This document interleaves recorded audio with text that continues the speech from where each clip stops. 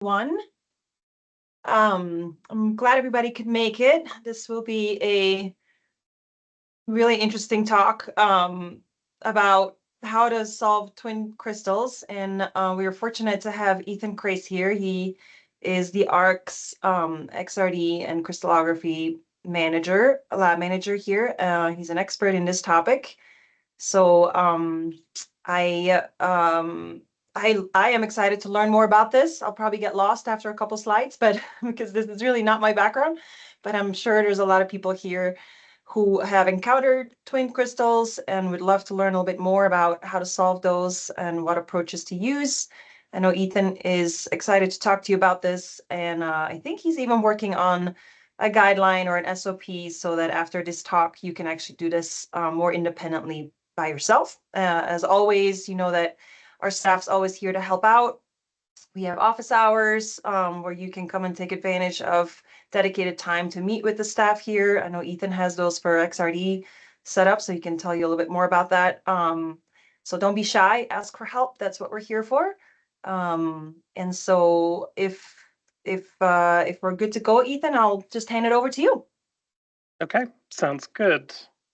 Yeah, so as Caroline mentioned, the disclaimer for this talk, I am going to assume that you have some knowledge about X-ray diffraction topics as part of this discussion. Otherwise, I would go well over an hour. So dealing with twinned crystals is a little bit more of an advanced topic. And at least the method that I was taught for dealing with them requires you digging into the files that are generated during your solution and refinement. For the purpose of this talk, I'm not going to go into every nitty-gritty detail. And this talk is tailored for working in Apex. So if you're working outside of Apex, the methods will be different.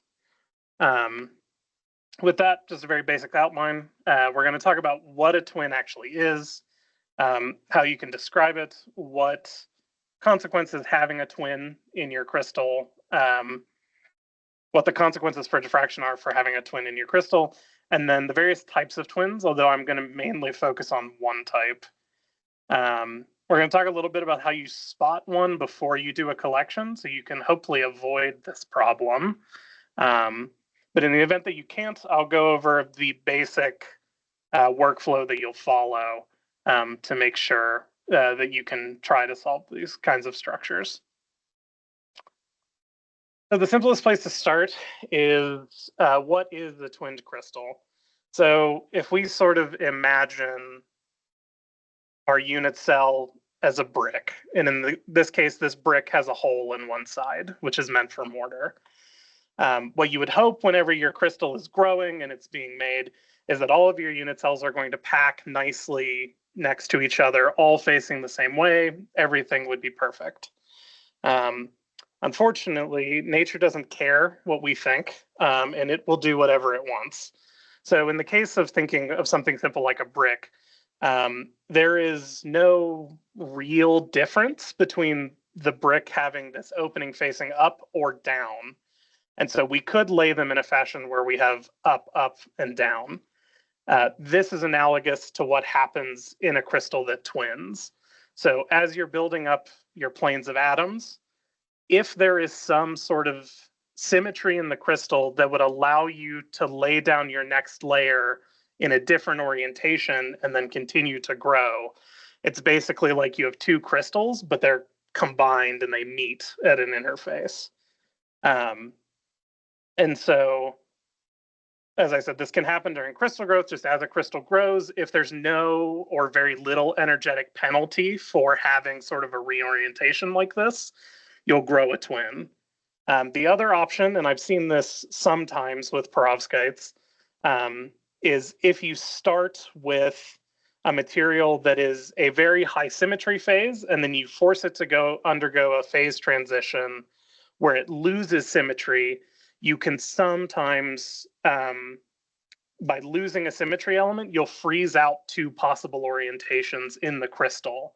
And that will also then twin your crystal because it'll randomly adopt one of the two in part of the crystal and randomly adopt the other in the other part.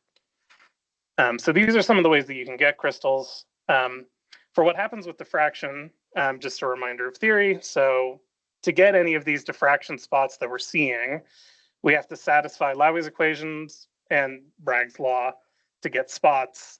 If you have one crystal, everything's nice, you get all the spots from that crystal.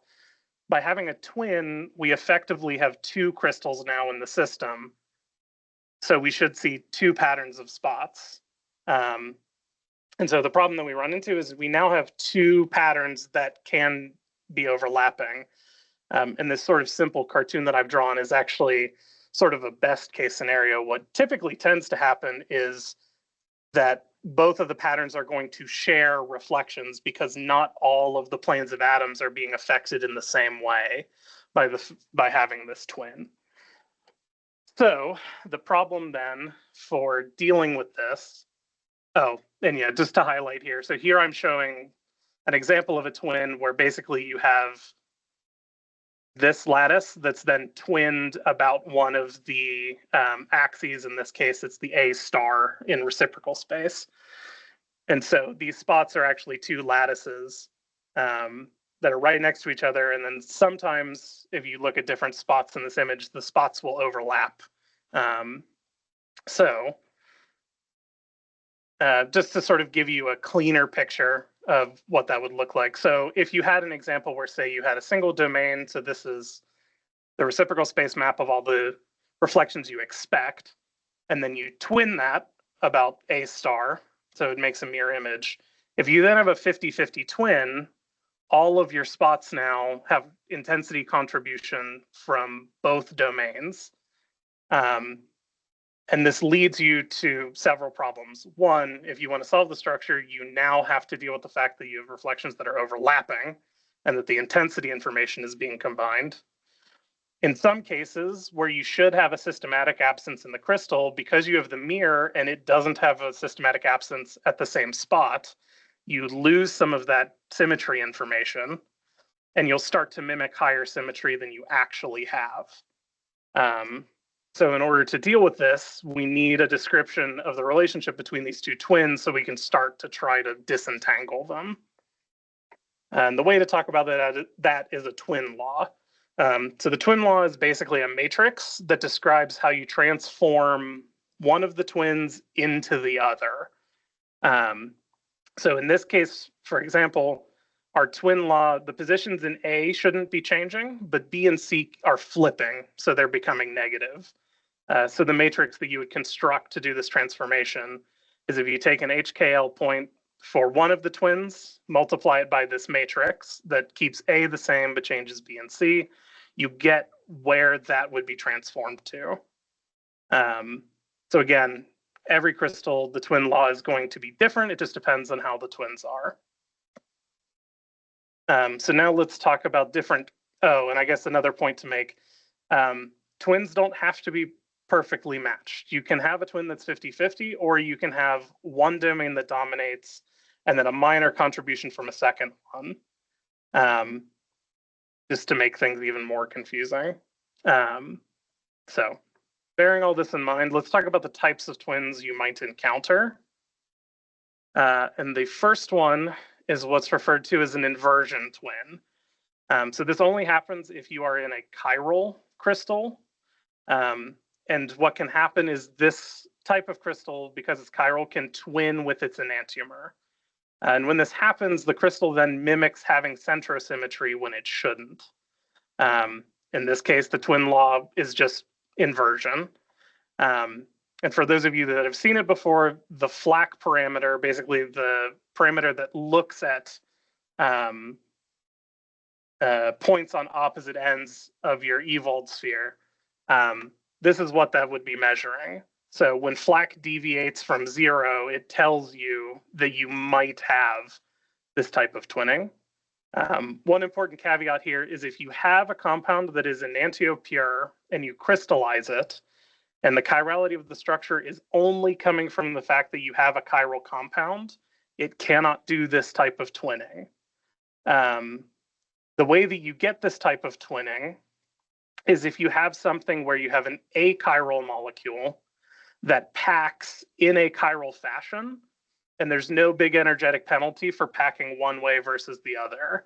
So for example, in this compound here that I'm showing, this is a chiral, but it packs in a corkscrew, and the direction of that corkscrew dictates which of the two chiral space groups it ends up in. So this could have twinned if I had more of a mixture of both, the right-handed and left-handed version. Another type is twinning by merohedry. So this one requires talking a little bit more about space groups, and point groups.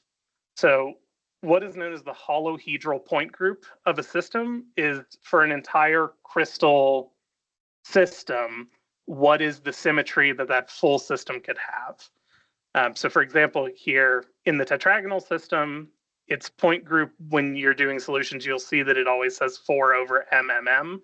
That is the holohedral point group for that entire system. But just because you're in that system does not necessarily mean you have every symmetry operation that you could possibly have. You could only have a subset of them. So for example, the 4/M group is a subset of the 4/MMM group. And this is referred to as a merohedral point group, where it is some of the symmetry elements of the holohedral point group and not all of them. And so twinning by merohedry is where you have a system that is in a merohedral point group that twins in a way that it mimics symmetry operations that are present in the holohedral point group. Sometimes you'll hear people refer to this as a merohedral twin, which is technically incorrect, and some people will get very mad if you say that, but the term's kind of stuck, so you hear it occasionally. For these types of twins, they only occur in very high symmetry crystal systems. So it's going to be tetragonal, trigonal, hexagonal, or cubic. If you're lower in symmetry than that, you're not going to have this type of twinning. And then here again is an example. If you happen to be tetragonal 4/M and you twin about the 110 plane, you'll mimic being 4/MMM. And so you'll look like you have more symmetry than you do. A related type of twinning is twinning by pseudomerohedry. So this is where you're not remaining within the same crystal system anymore. So this is now where you have a lower symmetry crystal system that happens to twin in a way that makes it mimic having higher symmetry. So for example, if you're monoclinic where beta is very close to 90, you'll mimic orthorhombic. Or if you're orthorhombic and your two axes are nearly the same, you'll mimic being tetragonal. And then a last sort of weird one is if you're monoclinic and A and C happen to be close and beta is almost 120, you can get a threefold twin that mimics being hexagonal. For examples of this, 2D perovskites do this a lot, where because there's no sort of strong bonding between the layers in the material, it can rotate about one of its axes and it will twin by pseudomerohedry and act like it's orthorhombic. So we always had a saying in grad school that if you get a crystal that looks like it's orthorhombic C, it isn't. You're twinned and it's monoclinic. The last one, and the one we're going to actually be talking about, and probably the easiest to just like find and separate, is a non-merohedral twin. So in the case of twinning by merohedry or pseudomerohedry, all of your lattice points transform onto each other. And so they're very difficult to separate because you're missing a lot of information. Instead, when you get a twin that has a symmetry operation that, rather than mimicking symmetry elements of a different crystal system, but instead it's just mimicking a larger supercell. So it just has an extra symmetry operation that mimics a larger cell. That's a non-merohedral twin. So in this case, only some of your lattice points transform onto each other, and many of them end up transforming into empty space. So it's a little easier to spot them and to separate them. So here, for example, in the one where I'm going to be pulling data from as we go, is this two-dimensional perovskite here. It twinned via non-merihedral twin basically in every crystal I grew. Just something about this crystal, every single one was twinned that I tried running. And as you can see in this case, I've highlighted here in gray are points that are shared between the two twins. Green is one of the twins and red is the other. And so in this case, we have this twofold twin. And you can see that you have this sort of 1, then 2 points, then 1, then 2 point pattern. And that's very common for this type of twinning. So those are the types of twins. So how do you kind of give yourself the best chance to not have to deal with this problem? So before collection, if you can rule out a twinned crystal and try to collect on one that isn't twinned, obviously that'll make your life a lot easier. And sometimes if you're very lucky, the twins can be spotted by eye, just by inspecting the crystal. So here are some very common examples of how you can get twinning that manifests in seeing like different shapes in your crystal. And even for the example that I showed you, this one, these crystals always had an X-shaped pattern in the middle of the plate. So that told me they were twinned, but every single one of them did it, so I couldn't get away from it. The other way to spot it is by, if you look closely at your data and you see pairs of reflections like this, that can be a sign of twinning as long as your unit cell isn't enormous. So if you have a bunch of these spots that are right next to each other, but everything else is otherwise pretty spaced out, that could be a sign that you have a twin. And maybe then is a good time to try to hunt for another crystal. The other way to check is after you've collected a unit cell, or even if you just do a full scan of your crystal, if you look in reciprocal space, you can sometimes pick out that twinning is happening. So here, for example, is data that was collected. This was an entire data set. Your unit cell data will be smaller. But if you come here, and once you've indexed your crystal, you can look down the different axes of your data and try to spot for twinning. So here, this is looking down A, everything looks fine. We're lining up with our unit cell. If we switch and look down a different direction, suddenly the data doesn't match our unit cell very well. And so if you start seeing something like this, where you have points that are halfway along a unit cell, and especially if you see this 1, 2, 1, 2 pattern that breaks down the further away from the center you get, that's a good indication that you have a twin.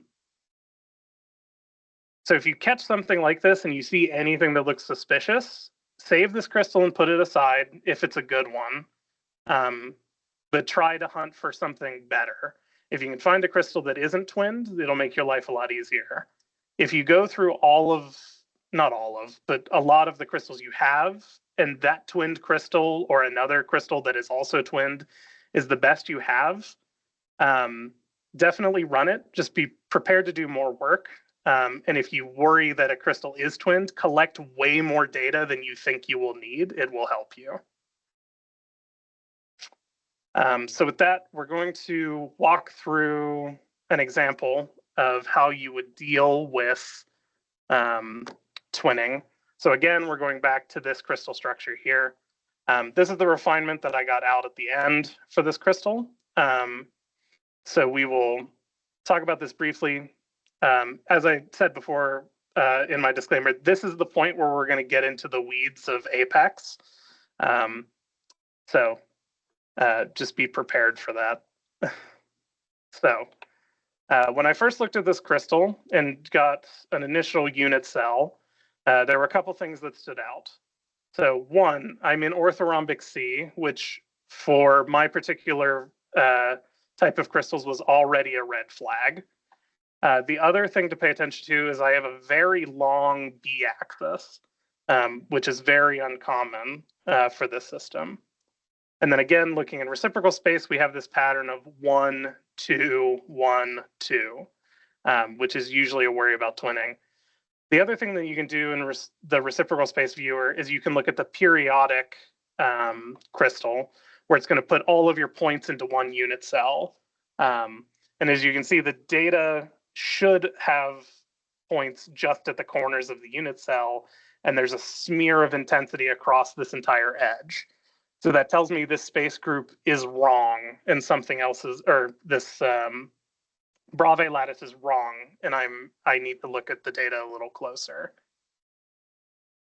So the way that you do that is you sort of back up, recollect, reharvest your spots, and redo your indexing. Add more runs, increase the amount of images you're looking at, and you can also drop your signal to noise a little bit. We just want to get as many reflections as possible to catch any twins that might be hiding. So once you've done this, we're going to take all those spots, and rather than going through the usual process, we're going to export a P4P file. And basically what we're going to do with this is we're going to run this through a program called CellNow, which will do an exhaustive unit cell search of our data and try to pull out any twin domains that it can find. So here's the process in Apex. This is, you would go to export P4P, have it in a format that CellNow can read. Then you'll have to open command line. I told you we were going to get deep into this. You'll have to open the command line for Apex. You'll open CellNow, and then you have to tell it the name of your P4P that you just saved. And specifically for this, you have to tell it the file extension, or else it'll get confused. From here, there's a lot of parameters that it'll ask you about. Most of the defaults are fine. So you'll go through, you'll eventually get to a point where it wants to search for a unit cell. So you let it do that.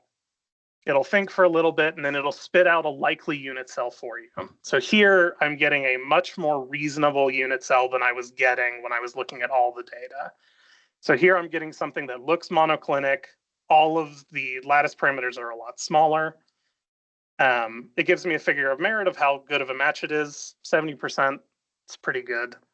And then it also, importantly, is figuring out the orientation of that unit cell based on how it was mounted on the instrument.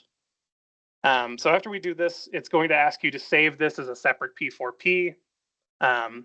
Keep the old name that it had, just add a 1 to the end or something to designate it separately.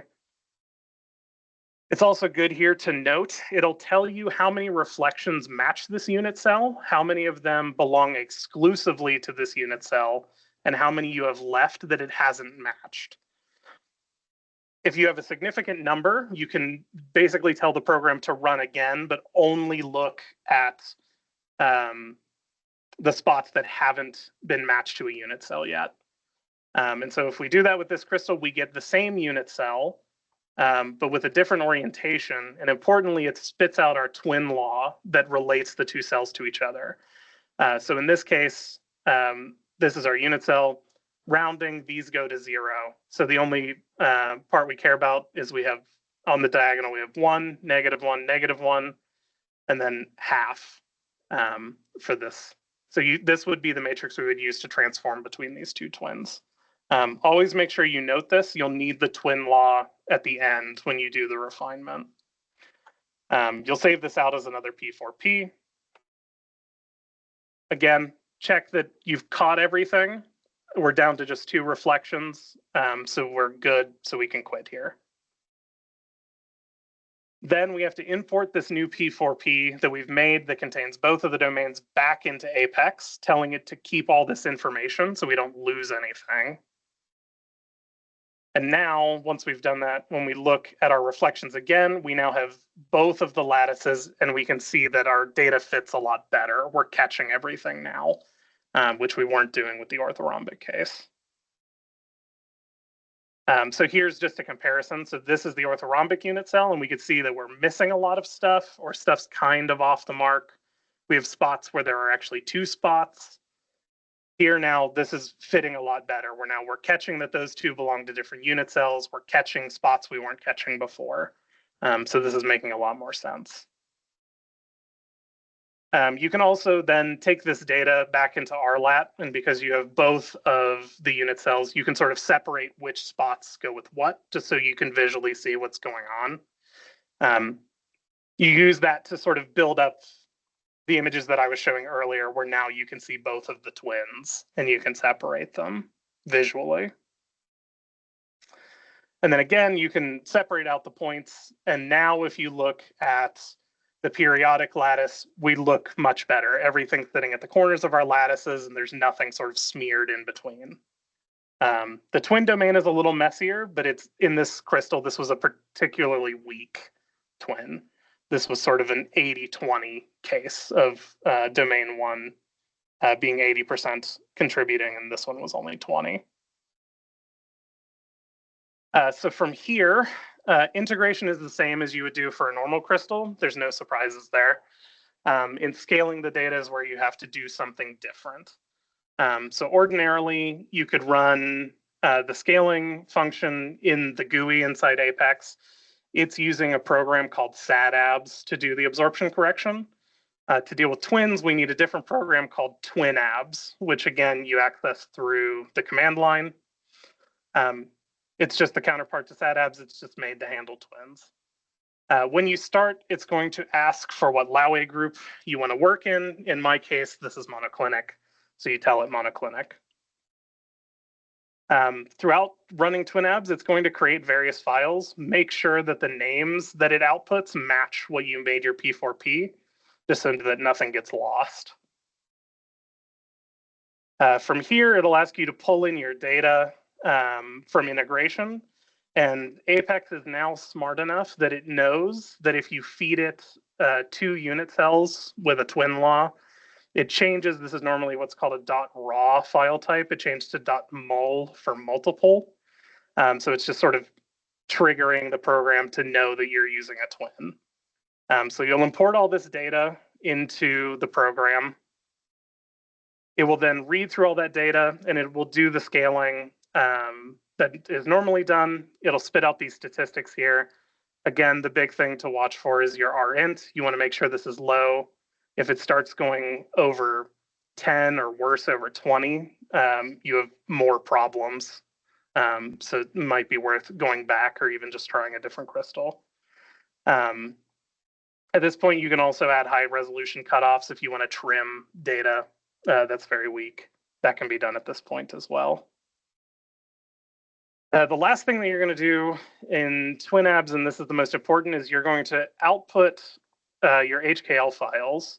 So unlike a normal solution, you need to produce 2 HKLs, a so-called HKL4, which is going to contain the major domain of your crystal. And the HKL4 is what you use to solve the structure.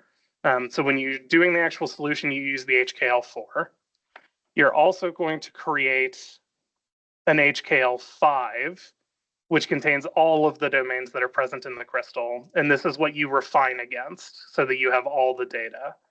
And again, just make sure all the names match. After you've done this, we can leave TwinAbs and leave the command line.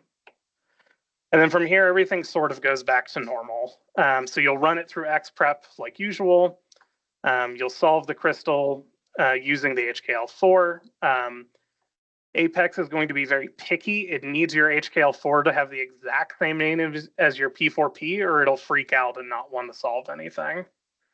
Then from here you solve, and then you can pull it into your refinement software of choice and just make sure you're refining against your HKL5. And in the end, you'll end up with something that looks like this, assuming your data is good enough. In my case, the twin domain was small enough that I could just sort of leave it out of this data set. So I ended up just having one major domain in the data. So I know that was all fast, but the takeaway messages here. So twinning can be difficult. It is not an easy thing to deal with, especially for certain types of twins. And you can have different types of twins. It just depends on what sort of system you're dealing with. So it's a thing to watch out for. Catching them early is usually going to save you a lot of headaches if you can do it. And if you suspect it's twin, get more data than you think you're going to need. Even for good crystals, a full sphere won't go amiss, even if it's overkill.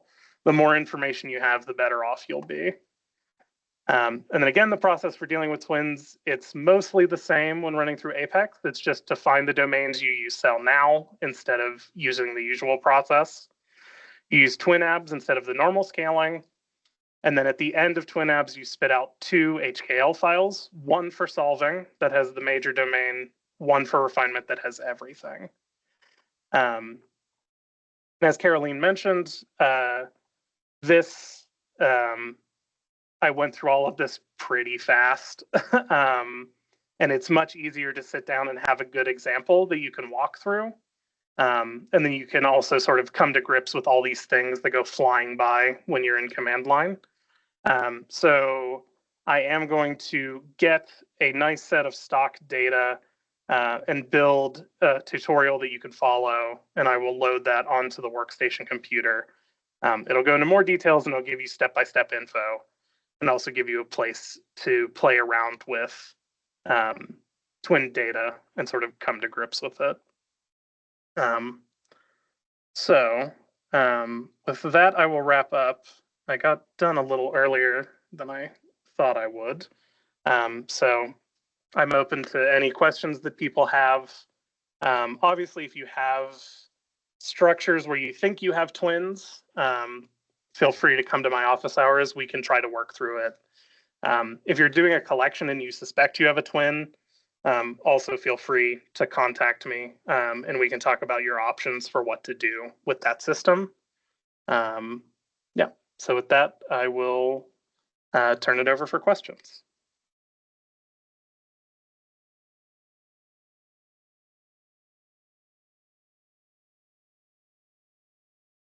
Feel free to post them also in the chat if that's more convenient.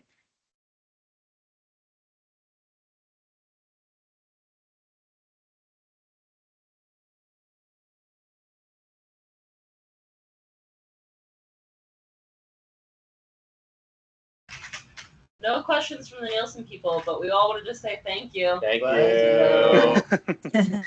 Yeah, no worries. Yeah, this is a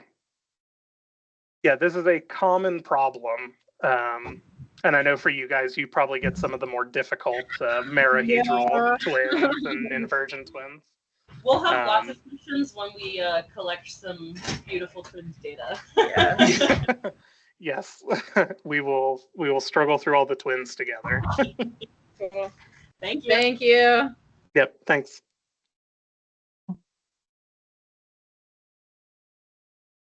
Any other questions? I guess Indrani, you're last up. Hey, Ethan, a question from me. Like, how do you, if you encounter a twin, can you go back and then redo your crystallization? Is it hard to just? Yeah, you can. Okay. So yeah, twinning sort of, it's depending on your crystallization. So the crystal system I was talking about, it always twinned, every crystal. That is not always the case. Usually it's a case-by-case basis. So in a batch of crystals, some will be twinned, some won't be. So if you start to see signs that you have a twin, you can go back and try to find one that isn't. Okay. If you consistently are getting that every crystal is twinned, then yeah, you could try to tweak your synthesis to try to deal with it. There's just some systems where just like there's no energetic penalty to reorienting and you're just never going to get around it. So are there tricks? Are there any tricks during crystallization that you know work well to avoid it? No. You just have to try different methods and find the one that behaves the best. Okay. Unfortunately. But if you can resolve it, it's not a critique. Like if you publish data and you happen to have twinned crystals, it's not something that people. Yeah. Okay. Yeah. As long as you've addressed it appropriately. Yeah. As long as you've addressed it appropriately and the data is still high quality, you're totally fine. The problem is if you know you have a twin And then when in treating the twin, the data is bad, then you have to recollect. But yeah. Okay. All right.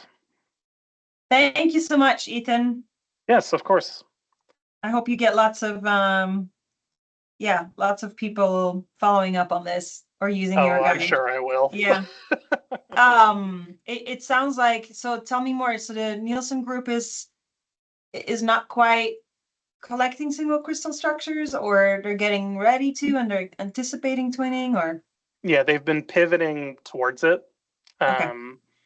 And as I said, if you're working in very high symmetry space groups, certain types of twins are more common. I see. So twinning by merohedry, if you're in high symmetry, it's always a worry that you have to pay attention to. Yeah. And particularly for them, like I know the 2D perovskites were very notorious for twinning. Again, just because they're layered materials and there's no strong interaction between the layers most of the time. So the energy difference between this and this was nothing. So we constantly ran into that. And I think that's also true of some of the other like metal halide systems. That's a very common problem that they go through. So yeah. I see. Cool. All right. All right. Great job. Thanks, Ethan. Thanks. Bye. Bye.